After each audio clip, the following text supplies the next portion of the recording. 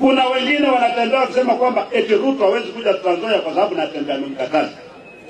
Ruto hakuji Trans Nzoia kwa sababu hakuna maendeleo amefanya Trans Nzoia hii. Ameona fedheha, atakuja kuambia watu wa Trans Nzoia nini? For the last 3 years ametufanyia nini?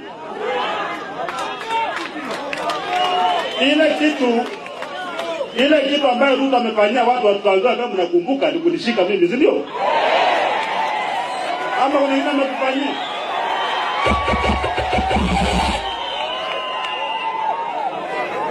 Sasa lazima tuwe watu wa kusema ukweli, ama namna gani?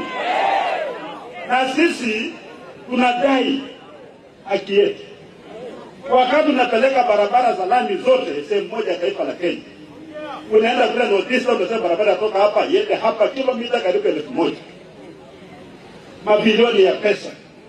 Na kaunti ya Trans Nzoia, ile maendeleo mnaleta hapa ya lami sehemu moja huko Cherangani peke yake, mnabagua wakazi wa Kenya.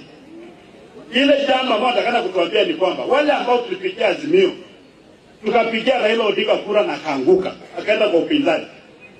Sisi tunaamini kwamba yule alishinda ndio rais wa Kenya yote.